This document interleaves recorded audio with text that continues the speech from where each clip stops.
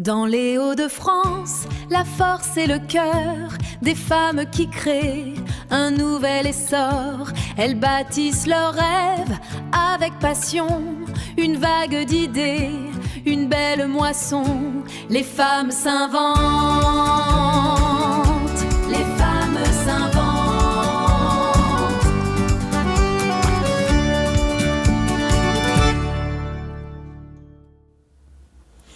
Hello les ailés, bienvenue dans ce nouvel épisode du podcast Les femmes s'inventent. Et aujourd'hui, on est avec Émilie. Bonjour. Aujourd'hui, on va parler de ton parcours, on va essayer de balayer un peu tout ce qui t'inspire. Est-ce que tu peux nous décrire rapidement ton activité ? Alors, j'ai deux activités qui semblent à l'opposé et qui pourtant se recoupent. C'est que ma toute première activité, c'est auteur. Donc j'écris... Autrice, on peut dire aussi. Autrice, voilà, ou auteur avec un E, tout simplement. Maintenant, c'est entré dans la langue française. Mais en effet, donc romancière, c'est bien aussi, tout simplement. Et après, ma deuxième activité, c'est de pouvoir venir aider les gens à soulager certaines de leurs blessures d'âme par la compréhension, par certains mots, par l'utilisation après de ce que la nature peut nous offrir. Donc des pierres, des épices, des essences, tout ce qu'on peut... avoir comme cadeau de la nature. Et quel style d'écriture tu as ? Alors, j'ai un peu tous les styles. C'est surtout en fonction de mes inspirations, justement. J'ai commencé par de l'heroic fantasy, de la fantasy pure et dure. Et là, en ce moment, c'est plutôt du thriller sous fond de médiumnique. D'accord. Et donc, ton activité, ça s'appelle l'émoticarium. Est-ce que tu peux nous en dire plus sur ce nom ? Comment ça t'est venu ? Alors, c'est un mot que j'ai complètement inventé. Oui. Forcément, je suis romancière, c'est pas pour rien. J'ai voulu, en fait, je trouvais pas de mots qui puissent exprimer tout ce que j'étais capable de faire, toutes les petites activités par-ci et par-là. Donc, il fallait vraiment que je puisse avoir une structure qui m'était propre, qui me ressemblait, et sortir des cases qu'on peut imposer à chacun et chacune d'entre nous. Donc, c'est à ce moment-là où je me suis dit, il faut que je trouve mon propre mot. Et je suis partie de l'apothicaire. Donc, qui est forcément l'ancienne médecine qui venait traiter... Les herboristes, exactement, tout ça. Exactement, voilà. Et étant donné que moi, j'utilise pas forcément que les herbes, mais surtout les mots et l'émotion, voilà, on est venu faire un petit jeu de mots comme ça. Et c'est comme ça que l'émoticarium est né, en fait. D'accord. Et tu nous disais il y a quelques instants que tu es autrice. Oui. Je préfère ce mot. Comment t'en es venue à l'écriture ? Alors, j'en suis venue, j'écris depuis que je suis toute petite, vraiment tout bébé, depuis que je peux tenir un crayon en main, en fait, tout simplement. Bien sûr, ça donnait pas grand-chose, c'était un texte par-ci, par-là. Et puis, à un moment donné, en fait, dans l'adolescence, j'ai vraiment écrit un texte bien plus long, une histoire vraiment de A à Z, très concentrée, mais en m'inspirant du thème d'Harry Potter. D'accord. Donc, forcément... avec les personnages d'Harry Potter, donc dans l'incapacité de pouvoir par la suite traiter ce monde-là, puisque c'était pas le mien.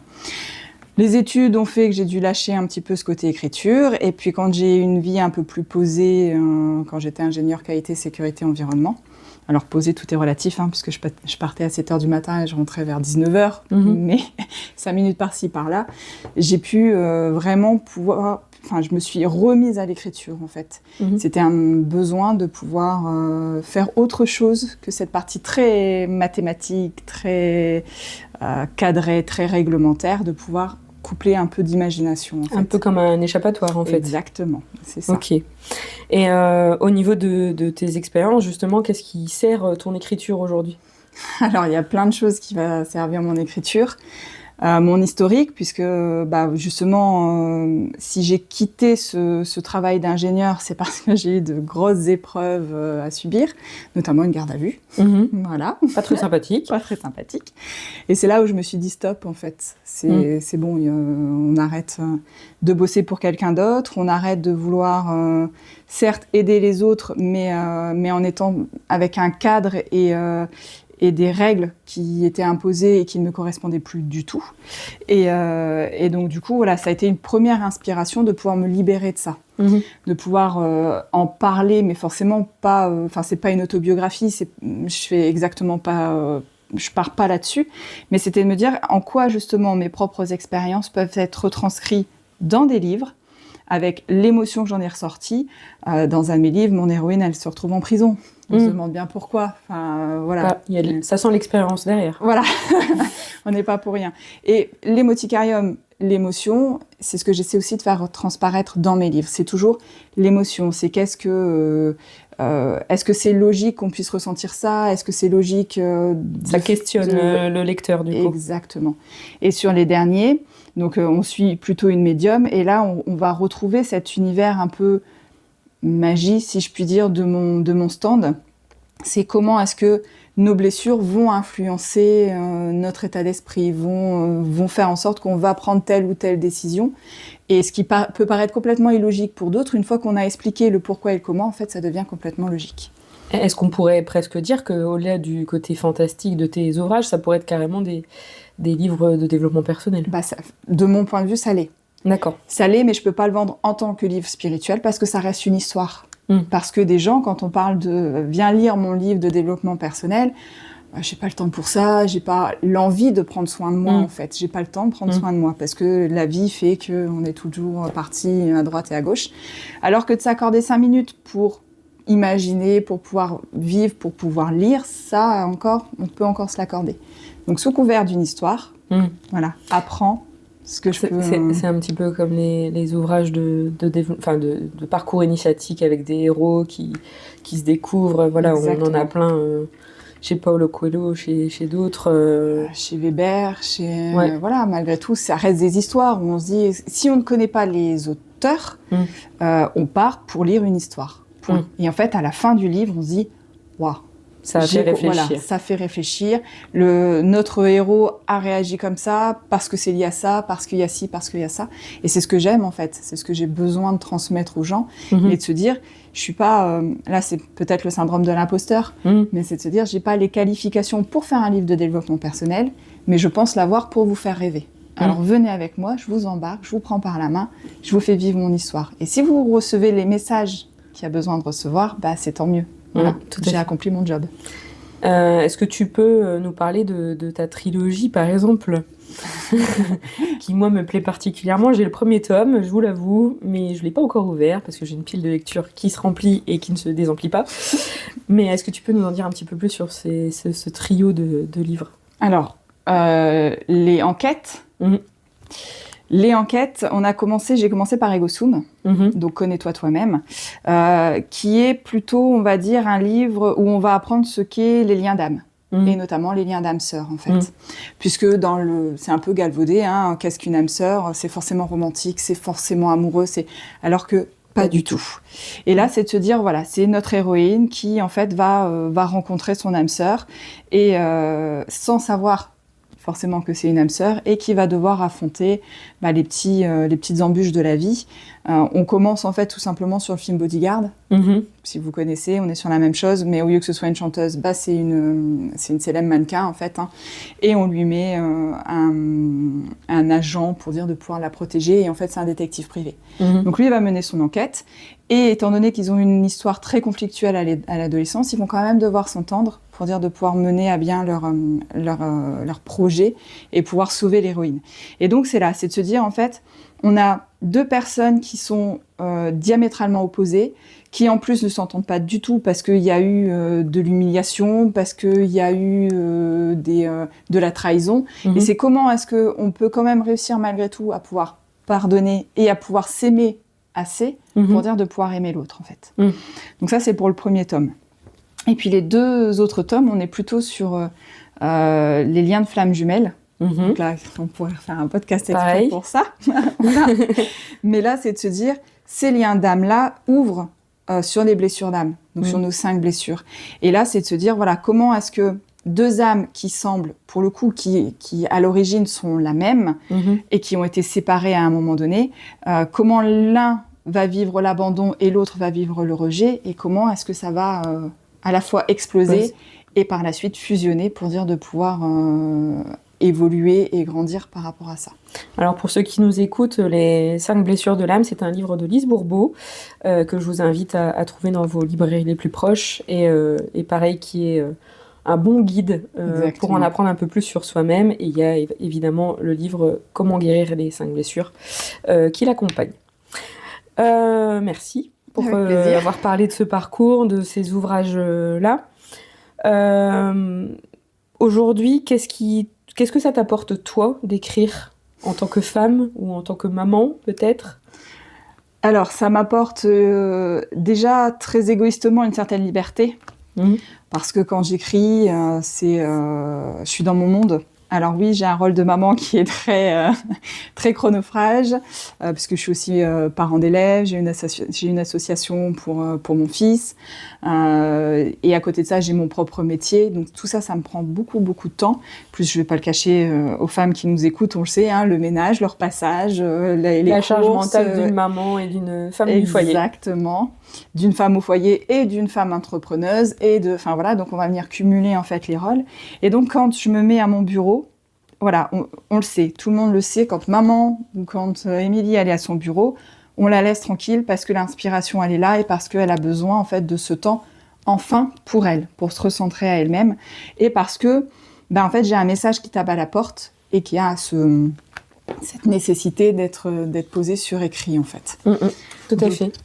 Et après c'est de se dire voilà, quand je suis sur mon stand et que j'ai un lecteur ou une lectrice qui revient me voir en me disant je l'ai lu en 2 jours, j'ai pas réussi à le lâcher, c'était vraiment bien. Enfin, à quand le prochain, à quand, voilà. Ça inspire. Est-ce que les gens qui viennent te voir inspirent aussi peut-être des écritures, des passages dans les futurs ouvrages ? Rarement, mais les prénoms, par contre, ça va me parler. En fonction des dédicaces que je dois faire, je me le note en fait. Ah, ce prénom-là est original, ça peut faire partie d'une de mes héroïnes. Mais c'est vrai qu'il n'y a pas... j'ai pas de ce retour, enfin voilà, c'est le retour de ça me fait du bien parce que je sais que mon écriture plaît, parce que j'ai une plume qui est intéressante, parce que les gens reviennent me voir. Mais au-delà de ça, ils n'ont pas forcément d'anecdotes à me transmettre. Donc forcément, je peux pas le réutiliser sur mes livres. Même les personnes qui viennent te voir plus pour la partie émoticarium que auteur ? Je considère que c'est un peu... alors là, on va peut-être me prendre pour quelqu'un qui a une grosse tête et j'ai horreur de ça, mais je me considère un peu comme un médecin, ou en tout cas avec les règles d'un médecin. C'est-à-dire que quand tu viens me voir sur mon stand avec telle problématique, ça reste entre nous deux. J'en parle absolument pas ailleurs. Sauf si ta blessure peut aider quelqu'un d'autre. Et dans ce cas-là, je te demande s'il est possible que je te prenne en exemple, mais uniquement verbalement, avec quelqu'un d'autre qui aurait besoin d'avoir en fait ton exemple pour pouvoir grandir et pour pouvoir comprendre des choses. Mais je vais pas m'en servir dans les livres. Je trouve que c'est un peu du viol. Tu vois, voilà, enfin, imagine-toi, tu viens me raconter quelque chose de très personnel, je t'aide à alléger ce qui s'est passé, et puis après, en me lisant, tu te rends compte que je t'ai utilisé dans un de mes livres. Voilà, c'est pas le... C'est un devoir de confidentialité vis-à-vis des personnes qui viennent te voir, quoi. Pour moi, c'est ça. On a déjà dû te la poser beaucoup de fois, mais est-ce qu'il y a un peu de toi dans ces ouvrages ? Tu en parlais un petit peu tout à l'heure, mais est-ce qu'au-delà d'expériences que tu as vécues, il y a aussi un peu de ta personnalité dans ces héroïnes ou ces héros que tu as ? Alors, quand j'ai écrit mon premier tome, j'étais convaincue qu'il n'y avait rien de moi. Rien de moi au-delà de mes petites mains qui tapent sur le clavier. Et puis quand les gens sont revenus me voir après avoir lu le tome 1, ils m'ont dit « Mais si, mais tu te rends pas compte, elle réagit comme ça, mais toi aussi, elle dit ça et toi aussi, elle fait ci. » Et en fait, oui, au fur et à mesure, quand on relit, on dit « Bah oui, en effet, il y a beaucoup de moi dans chacune de mes héroïnes. » Donc de façon un petit peu différente. Le premier, on parle beaucoup de vengeance. Alors je suis pas quelqu'un de vengeresse, mais j'ai une blessure d'injustice qui est là, qui est à travailler, donc forcément ça se ressent. Dans les autres, le côté âme sœur, voilà, avec mon meilleur ami qui est une âme sœur fraternelle, j'en parle en fait sans le savoir, mais c'est exactement la même chose.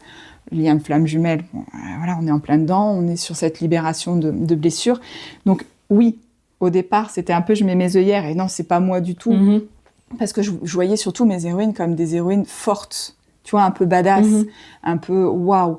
Et je pouvais pas m'imaginer être ce genre de femme. Alors que finalement, on l'a dit tout à l'heure, mais la charge mentale, quand tu prends tous les rôles qu'on peut avoir, tout ce qu'on fait dans une journée, et qu'on finit la fin de la journée en disant je suis fatiguée, je comprends pas pourquoi.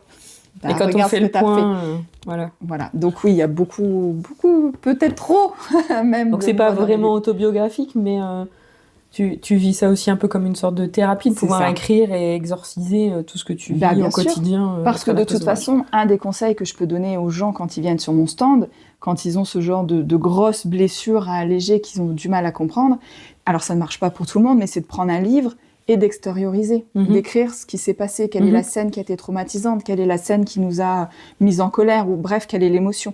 Donc je fais la même chose. Je le conseille aux gens, c'est bien parce que je le pratique moi-même. Je le pratique moi-même sous mon petit journal intime, on va dire ça comme ça, mais c'est déjà un pré-montage de ce que je peux, moi, utiliser par la suite dans mes livres, en fait. Et si aujourd'hui, tu devais parler de quelque chose en particulier qui t'inspire, que ce soit un livre, un film, une musique, une personne, ce serait quoi ou ce serait qui ? Alors moi, j'étais très inspirée par Myriam Kamel, donc une autre romancière, une autre autrice, qui a cette possibilité de mettre la femme sur un piédestal. Enfin voilà, je me souviens avoir lu un de ses livres quand j'étais adolescente et de me dire, voilà, ça c'est la femme que je veux être. Alors pas vivre tout ce qu'elle vit, parce que ces héroïnes, c'est des pirates, donc elles vivent des choses un peu comme les miennes, pour le coup d'héroïnes, on se dit, les pauvres, elles morflent quand même. Mais au-delà de ça, elles ont une capacité de résilience qui est extraordinaire, en fait. Et quand j'ai 5 minutes et que je relis un de ses livres, je me dis, ouais, voilà, il faut pas que j'oublie, tu vois, l'objectif, c'est ça, en fait. C'est d'aller là-dessus. Ouais. Et est-ce qu'il y a d'autres personnes qui t'ont inspiré, ou des livres, des musiques, pareil, des films Après, c'est un peu comme les Oscars, je vais remercier mes parents. Mais voilà, c'est aussi ça, c'est eux pour m'avoir donné la force. On revient sur cette résilience, mais de pouvoir surmonter les épreuves, de pouvoir me comprendre, en fait, tu vois, d'avoir toujours été à l'écoute de mes émotions. J'essaie de faire la même chose avec mon fils, puisque mon fils, il est clairement hypersensible. Donc, c'est de se dire, en fait, comment est-ce que je peux réagir avec lui ? Comment est-ce que je peux le conseiller ? Qu'est-ce que ma mère aurait fait ? Qu'est-ce que mon père aurait fait à ma place ? Tu vois, et voilà, et on est vraiment sur cet état d'esprit de se dire, mes parents sont pas parfaits, loin de là. Ils m'ont aussi provoqué certaines blessures, mais je les remercie parce que c'est grâce à eux qu'actuellement je peux autant aider les autres. Que tu as pu évoluer et que j'ai pu devenir qui tu es aujourd'hui. Exactement. Et est-ce qu'il y a une citation en particulier qui résonne régulièrement dans ta tête ? Alors, oui, c'est une citation qu'on va trouver... alors, j'ai plus le titre du livre, mais qui doit être Léo de Hurlevent ou quelque chose dans ce style-là.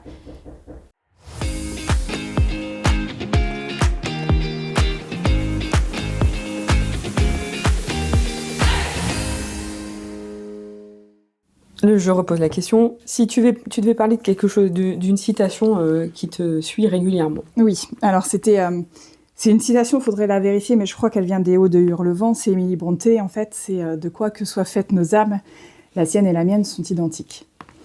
On revient sur ce concept de flamme jumelle, on revient sur ce concept d'âme sœur, en fait, c'est de se dire que là on est sur des concepts qui sont très particuliers et un peu à tendance romantique. Mais dans ma façon de voir les choses, c'est de se dire qu'on est tous liés, en fait. Tu vois, on vient tous du même endroit, et notre objectif est est le même. Oui. Et justement, c'est bien plus facile quand quelqu'un te fait souffrir, ou quand tu vis des expériences un peu traumatisantes, de te dire, on va pas venir tendre l'autre joue à l'agresseur. On n'en est pas là du tout.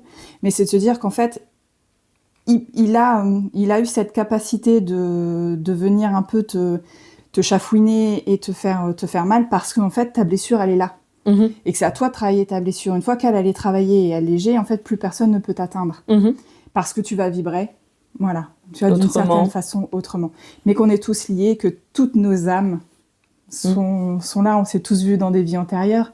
Si on s'entend aussi bien, si on a cette reconnaissance au premier regard, c'est pas magique, c'est pas pour rien. Il y a une explication derrière. En fait. Comme j'ai l'habitude de dire, il n'y a pas de hasard, il n'y a que des synchronicités. Exactement. Et quand on rencontre quelqu'un avec qui il y a un feeling, c'est normal. Voilà, c'est à creuser. Et qu'en revanche, en effet, quand il nous arrive quelque chose de pas très cool, il faut le prendre comme une expérience de vie. Et de voir comment le transformer en force. Exactement. Et qu'est-ce qu'on doit travailler pour être meilleur qu'hier. Et de prendre sa propre responsabilité aussi. À un moment donné, c'est normal quand on a des grosses épreuves, on a tendance à dire que c'est la faute de l'autre. parce que c'est l'autre qui nous C'est fait plus souffrir. simple. C'est beaucoup plus simple. C'est humain, en fait, tout simplement. Mais au-delà de ça, on est une âme, on a vibré on a vibré à la vie, j'ai encore besoin de travailler sur ça et j'y arrive pas de moi-même. Donc, la vie, fais-moi vivre cette expérience. Oui, c'est douloureux, oui, c'est injuste, on revient sur cette blessure, et oui, il y a ci, et il y a ça, mais une fois, en fait, qu'on se stoppe et qu'on se dit, bah oui, mais en fait, j'ai laissé le pouvoir à l'autre de me faire du mal. Donc, recentre-toi à toi et ne le laisse plus te faire de mal. Et pour ça revient à toi, en fait. Donc, prends tes propres responsabilités. Vois où en fait, tu as laissé la porte ouverte et referme-la. Et c'est un peu comme l'effet miroir, de se dire exactement. Si l'autre nous renvoie cette image, c'est peut-être que nous, on n'envoie pas le bon message non plus. C'est ça. Et c'est important de recaler les choses et de regarder devant soi. Il faut se dire que oui, on a des bourreaux dans notre vie, mais on est aussi, nous, les bourreaux de quelqu'un. Sans s'en rendre compte parfois. Exactement. Merci beaucoup pour ces petits moments de réflexion aussi. Je pense qu'on a des auditeurs qui vont se poser beaucoup de questions suite à nos échanges. Et maintenant, on va regarder un peu plus vers l'avenir, mais en même temps faire un dernier arrêt sur image. Si tu devais parler à la petite Émilie que tu étais, quel conseil lui donnerais-tu ? Alors, la petite Émilie que j'étais était une petite Émilie qui était très, très renfermée sur elle-même, qui avait peur, en fait, des autres, qui avait cette faculté à se sentir un peu étrangère à tout le monde, tu vois, hors du temps, à pas comprendre, hors du cadre. Et forcément, quand on est hors du cadre, les autres comprennent pas. Et les autres, je viens de le dire il y a 5 minutes de ça, mais viennent appuyer là où ça fait mal, en fait. Donc, si je pouvais, et je le fais très régulièrement, puisqu'encore une fois, quand tu viens me voir sur mon stand, c'est un des conseils que je peux donner, c'est de parler à notre enfant intérieur. Donc, c'est de s'imaginer cette petite Émilie qui est recroquevillée dans son coin, qui n'ose pas aller vers l'autre, qui, à l'époque, tu me disais bonjour, mais je rougissais, et puis je me barrais très, très, très loin, parce que tu me faisais peur, parce que si je te disais bonjour, et puis qu'on commençait à lier une certaine forme d'amitié, il y avait ce risque, à un moment donné, que tu partes, que tu me fasses souffrir, que, bon, voilà. Donc, c'est de te dire, en fait, déjà, fais-toi confiance. Et fais-toi vraiment confiance. C'est-à-dire que c'est pareil, c'est une phrase qui est très galvanisée en ce moment. C'est il faut que tu prennes confiance en toi, il faut que tu te boostes, il faut que tu t'aimes, il faut que... Mais en fait, c'est dans la tête. Nous, ce qu'on veut, c'est vraiment plutôt... Et là, je fais voir plutôt l'estomac. C'est en ton âme et conscience. Voilà. C'est fais-toi confiance. Si ton âme a décidé de vivre ça, c'est pour ton propre bien. Fais-toi confiance, tu as la solution. Tu sais quel chemin emprunter. Alors, vas-y, arrête d'avoir peur des autres et vas-y. Et le deuxième, c'est aime-toi. Aime-toi de façon inconditionnelle. Parce que si tu commences à te mettre des conditions, si pour plaire à telle personne, il faut que je sois comme ça, pour plaire en fait, t'es plus toi-même. C'est là où tu commences à mettre des masques. Et ton toi adulte, t'arrives... comme je peux le voir chez beaucoup de personnes, c'est des séances de psy à n'en plus finir, parce qu'on ne sait plus qui on est réellement nous-mêmes. Parce qu'on a la petite Émilie qui a réagi comme ça parce qu'elle s'est fait harceler. On a la petite Émilie qui a réagi comme ça parce qu'elle a vécu telle épreuve. Et en fait, notre moi adulte fait qu'on se dit, mais qui est-ce qu'on est ? Est-ce que j'aime vraiment faire ça ou est-ce que c'était pour plaire Après, est-ce que ces masques qu'on met au quotidien, c'est pas aussi un peu un problème sociétal et c'est pas non plus un souci d'éducation ou d'environnement dans lequel on se trouve ? Il y a peut-être des personnes qui sont plus à l'aise sur le fait d'être elles-mêmes. Oui, mais c'est dommage. Oui. Tu vois, c'est pas normal de se dire qu'à l'heure actuelle, pour dire de pouvoir plaire à la société et pour dire de rentrer dans ce fameux cadre, il faut que je porte des masques. T'es pas toi-même, c'est pas honnête. Tout à fait. Voilà. Donc enlève tes masques et sois honnête avec toi-même. Et si tu plais pas, ne plais pas aux autres. Tu trouveras forcément quelqu'un à qui tu vas plaire. Et pas amoureusement, encore une fois, attention, on s'entend. Mais c'est de te dire parce que il y a des gens qui vibrent obligatoirement comme toi. C'est juste que pour le moment, puisque tu as ton masque, tu vibres pas comme il faut. Donc tu n'attires pas les personnes qui sont réellement faites pour toi, qui sont là sur ton chemin pour te guider, pour t'apprendre, pour te laisser, ces blessures derrière toi. Tout à fait. Et lors des préparations, tu me disais aussi renaître de tes cendres. Oui, alors ça, c'est le phénix que j'ai tatoué sur mon bras, pour le coup. Revenons tout simplement à la... Alors, j'ai eu beaucoup d'épreuves dans ma vie, mais c'est vrai que cette phase de passer par la garde à vue, c'est pas rien. Ça forge le caractère. Ça forge le caractère, voilà. Surtout que c'est fait encore... Alors, on revient toujours sur ça, mais vous voyez le credo d'injustice, etc. Là, on est en plein dedans, de se dire pourquoi moi, en fait, j'ai absolument rien fait, et pourtant, j'en suis arrivée là. Donc, c'est de se dire, ok, sers-toi de cette expérience-là, pour aider les autres. Et c'est en fait, je pense, alors il y a plein de petits pas bien avant cette expérience-là, mais celle-là, ça a été l'électrochoc en fait. De dire à partir de maintenant, arrête de vouloir rentrer dans ce cadre de la société qu'on t'impose, parce que c'est à cause de ça que t'en es là aujourd'hui en fait. Donc laisse tout ça derrière toi, ça c'est ton passé, et justement renais de tes cendres. Vis, en fait, redeviens toi-même, laisse tomber ça, et puis après, c'est d'autres expériences par la suite, tout aussi douloureuses, mais qui m'ont permis de pouvoir monter, de pouvoir comprendre plein de choses. Et donc, c'est ça. J'ai tout le temps l'impression, en fait, de devoir, certes, renaître, mais en fait, laisser tomber plein de choses pour redevenir moi-même, en fait. Un peu comme les serpents qui muent, un peu comme les papillons qui sont une larve au début. Exactement. Et qui évoluent. La petite chenille, on sait pas ce qu'elle va devenir, mais voilà, une fois qu'on lui a laissé le temps d'être elle-même et de pouvoir faire son cocon, donc cette protection, et après d'avoir ce courage de pouvoir affronter l'inconnu et de pouvoir enfin déployer ses ailes, mais à ce moment-là, c'est extraordinaire. Tu te sens justement pousser des ailes, tu as une énergie qui est en toi, qui est dingue. Et je conseille à tout le monde d'avoir ce genre de petites prises de conscience qui semblent parfois anodines, mais qui est révolutionnaire dans ta vie. Parce que tu vois plus du tout les choses de la même façon. Tout à fait. Alors, pour ceux qui ont écouté l'épisode 1, moi je parlais de burn-out, qui a été aussi un gros révélateur. Et je pense qu'on est beaucoup dans ce monde à malheureusement devoir vivre des épreuves douloureuses pour justement se retrouver au pied du mur et prendre conscience que c'est pas le bon chemin et qu'il y a peut-être une autre solution à côté. Il faut accepter de faire ce pas de côté pour pouvoir en fait, évoluer. C'est toute la difficulté de l'humain actuel, et moi la première, c'est qu'en fait, on en prend des claques, mais elles sont pas douloureuses. Donc on continue, parce que ça fait pas mal. Et puis après, on se prend une deuxième claque, et celle-ci, elle fait un tout petit peu plus mal, mais ça va encore, et puis on est buté. Voilà, le carreau, la mouche, le carreau, il est là, c'est par là qu'on veut sortir. Jusqu'à ce qu'on se prenne le piano sur la tête. Et là, c'est douloureux. Et là, on pleure. Et là, la victimisation, on revient sur le côté, on reprend sa responsabilité. Mais là, on pleure et c'est pas juste et c'est pas normal. Et pourquoi moi et pourquoi encore et voilà. Et on monte tout ça en puissance. Jusqu'à ce qu'on se recentre à soi, qu'on prend sa propre responsabilité et qu'on se dit, bah oui, là, j'ai eu mal. Mais parce qu'en fait, si tu calcules, tu as eu plein de petites baffes avant. C'est la vie, c'est son rôle. Et en fait, on s'en est pas rendu compte.